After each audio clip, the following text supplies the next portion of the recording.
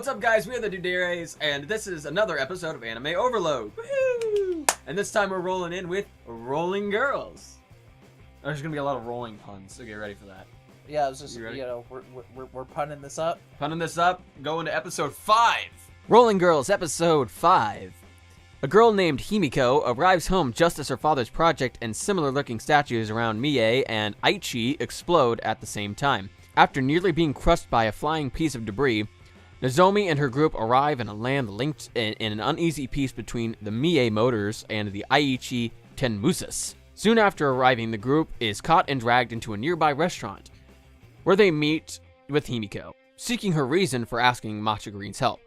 However, the vice chief of Mie Motors crashes through a window on his motorcycle and picks a fight with Dandy, the owner of the restaurant, which he refuses to take. After the biker leaves, Dandy suggests that Nozomi look for the leader of Mie. Later that night, Himiko's neighbors reminisce about the conflict between Mie and Aichi, while Himiko considers helping her ailing father until she discovers her father was exaggerating his illness to guilt her into running the family business.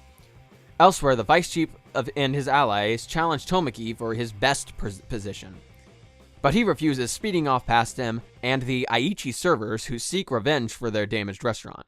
Tomoki later runs into Himiko outside as the two of them are dragged into a nearby restaurant. So that was Rolling Girls episode 5. What did you think of that one? It's the start of a new arc. It is, and this is a really interesting town where they seem to be... Everything revolves around these fish statues and racing. Racing, yeah. And the restaurants are hilarious. They have this law that you can only eat you have to eat at a restaurant that forces food in your mouth. I mean, it's a nice change of pace from what we had last arc. Like, it's completely different, and I'm like, I'm actually kind of glad about that because I thought last one was a little weird, So yeah. Go on. I mean, definitely the last arc was a little weird, and this is a nice change of pace. It's interesting that we find out that the person that made the request is not actually the person that made the request for Matcha Green's help. Mm-hmm. And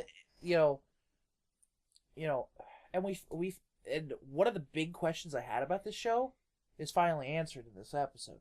I was really wondering if all the bests were going to be women, and we see that that's not the case. Yeah. Well, first we see it with Tomoki, and then, we get more next episode, so. Yeah, I mean, it's not, a necessity, it was just kind of an underlying question I had myself about whether or not they would keep the best two being exclusively women through the show, given the title. Yeah, I mean, that's what I kind of thought. I'm like, well, it's called Rolling Girls, so, who I'm like, kind of whatever. It's actually one of the things I had never focused on, but now that you kind of brought that to light, I'm actually now realizing, whoa, that's true. There is no other, there hasn't been any boy bests so far. So. Yeah. I mean, and it was just a nice, interesting turn of events. And the overall, the episode, it was a nice change of pace. It was well paced for an episode. Mm-hmm. And Dandy was just awesome. Yeah. No, you're right. I believe they stopped at the right place and things went it went fast enough to get a lot of things covered, but slow enough for us to understand what's going on and where they're at and how things are the way they are. So, and we even got some backstory on the girl and her father, who's interesting, and she had met Nozomi in the past. Yes, she actually made the pennant, took the Heartstone and made the pennant for Matcha Green. Yeah, which actually, that I don't think it's the real one though. I don't think she gave her a real one because the real one actually came from the sky. But more to the point is that we now also figure out there's actually more things that we've discovered that the stones don't have a specific name. There is no specific name for the stone. Yeah, like we see that what's his name? Tomoki? Tomoki, he had his and he named it the Star of the Circuit. Yeah. And while he is talking to her on the roof after she's placed her fish sculpture up there, hers falls from the sky, and they trade. Mm-hmm. And that kind of makes me like really interesting. Like what is required, for, to get a stone. I mean, it is in the shape of a heart. So, I mean, is it an act of love? Or, because, he's like, thank you for reminding me, of this. When Nozomi was drowning, the girl whose name escapes me, Machi Green, I can't remember her name. True name. Yeah. Was it Machan? Well, she calls her Machan, so it's something like that. She saved her from drowning. So it very well could be acts of love that make these things fall from the sky. Yeah. So that's another interesting plot point that we don't exactly know yet. But any other thoughts about the episode? I mean, it was a strong episode. It was, it was good to see. The one thing that I found annoying about the episode was the vice captain. Oh, with the revving of the engine? Yeah, that they couldn't just, let him speak. That he spoke over, the revving of the engine of his motorcycle was, over him speaking. Yeah. It was annoying a little bit, but I didn't really see many flaws with this episode. I mean, the backdrops were gorgeous. In the middle of the day, the colors are bright and vivid, and the restaurant was super cool, and I like how the town is built around racing and stuff. It's just the whole concept of it is really cool. And then finally the night scenes. The night scenes are gorgeous. Like it had the moving, glowing lights and stuff. It was just fantastic. And I'm like, man, this is kind of like at that point where it's beating Cancol in terms of like best overall, look to it. So, I can't say enough about the show's aesthetic. So I'm going to probably give this episode a 4 out of 5 just because it got back on track. It's a cool new story. It's unique. It's different, and it looks great. And yeah, this episode would definitely be a 4 in my book. Yeah. It just, with a few minor hiccups here and there, it doesn't do a lot wrong. Mm-hmm. And the things that it did do wrong aren't terribly, detrimental to the show. Yeah. So, I mean, it was a great episode. I mean, I was really looking forward to the next one as we got into it. Okay, so we got 2 4s, and that makes us roll on to episode 6. Episode 6. Tomoki and Himiko catch up on how they've been doing in a hostess club. Meanwhile, the girls find Chiaya back at Dandy's bar, but in the process lose Yukina. To bring peace to the town, Dandy and the vice captain settle on a race, with Tomoki tricked and getting tied up so the vice captain can take his place.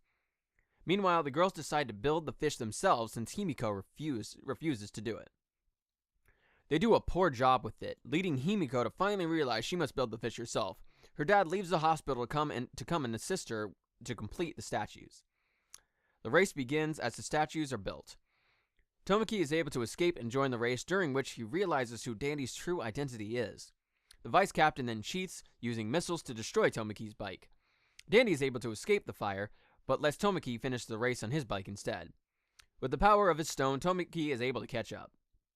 The statue on the bike was too heavy and blew out Tomoki's back tire. He then just grabs the delivery bike I was riding with the new statues on it. With all his might, Tomoki uses the bike to win the race and places the statues on top of the castle. With the statues that represent both sides of the town, the people come to an understanding and finally peace. So that was episode 6. What were your thoughts on that crazy episode? I didn't see much wrong with that first fish that they made. Well, I mean, they made the orca, that was clearly wrong. But the second They're one, like, oh. but the second one that they made, I didn't see too much wrong with it. It had a funny face, but, I think overall it was the right... It creeped people out. That was a creepy face on that fish. They're like, well, we tried. But, I mean, we see that, Mr. Dandy was, some legendary, bike racer and, definitely pulled, Tomoe out of his, funk that he's kind of been in and really got him to want to race again, and that was nice to see, We also see that his vice captain is a total douche. Yeah. I want to know how he managed to pack all those missiles in that motorcycle. I mean, because... magic. It's magic. Space magic. Yeah. So, but yeah, no. Imagination. Yeah. No. Use it. So, go on. I mean, that's really... And then, ultimately, how the statues ended up on the top of the castle. I mean, with the way that they looked, one's a motorcycle, the other one's eating fried shrimp. Mm-hmm. You know. So it was nice to see that they, kind of brought the town together, representing both sides, and the fish were in a checkered flag pattern. And, that he rode up that, collapsing ramp on a bicycle. Yeah, no, that was an amazing scene. Yeah, it was really good. I was really happy with this episode. Yeah, no, I'm right there with you. It was excellent. I mean, there was a nice insert song. Lots of comedy. Really, busting out the laughs in this one because I really enjoyed it. I think between the fish face and all that stuff, it was exciting. The people were working together. Dandy was one of the people. Was obviously one of the people who wanted peace for both sides. And it was just all together just a really heartwarming, feel good episode with a lot of heart. And I just think it was excellent in almost every aspect. There was a nice insert song at the end during the race. Really nice animation during the race. And it was super exciting, especially we get more power with one of the stones, which we still don't really have a solid name for. But other than that, yeah, I mean, I enjoyed it a lot. Lots of plot progression. Himiko and Tomoki, get together a little bit and kind of rekindle their friendship that they had when they were kids, and which was nice to see. And, yeah. I just don't remember how it all wraps up together. I mean, the episode just kind of ends with the race. Yeah. I mean, we don't see the girls leave this town, so it makes me wonder if there's a little bit more to it. Yeah, I mean, that's definitely what we're going... we'll find out that in the next episode. I mean, we definitely see that the town has kind of become unified over the fact of, the outcome of this race. Mm-hmm. So, I mean, if, there wasn't anything else to tell about this town, I'm not sure why we didn't see them leave. Yeah. So I think I'm in agreement there. Yeah. I mean, in terms of arc, I think this was a definite improvement for the last one. I think the last one in and itself was fine, but definitely lacking from what we saw. It was just kind of weird and just not as good. So no, definitely not. I mean, it was interesting to kind of see the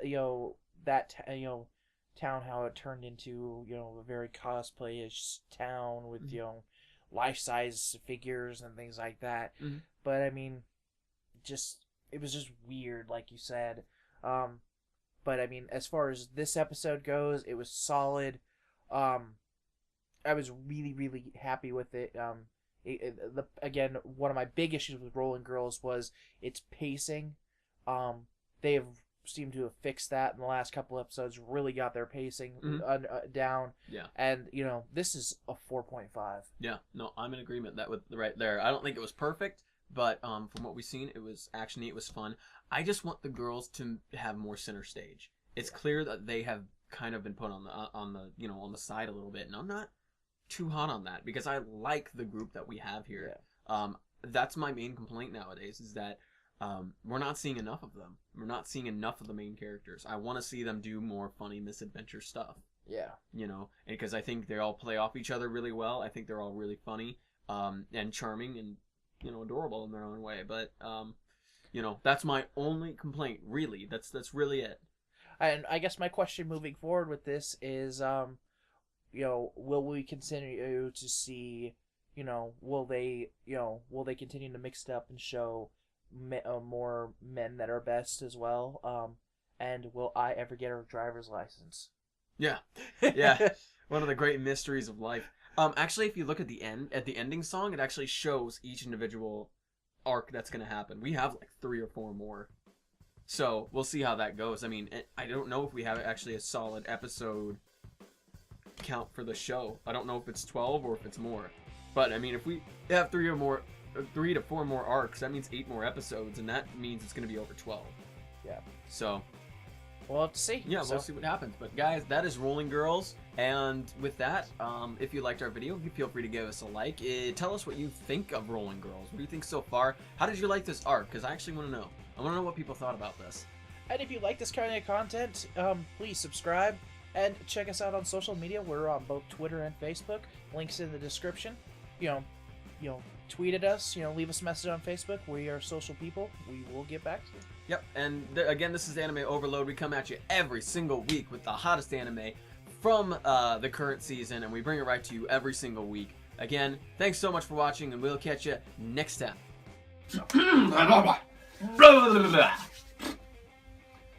Get ready. Okay. I'm gonna strip for the camera. Please do. Okay. I'm gonna get some of those party pants. I'll be like, hey, we had some good times, but Jeremy's off the channel. Like, we'll miss that guy. We'll miss that son of a bitch. You know what I'm talking about? The pants that have the buttons on the side. Oh yeah, the pull-off ones. Yeah, the guy from from Jackass. That doesn't get us views. Who knows what will? Nothing will at that point. I feel like partying. I feel like partying now.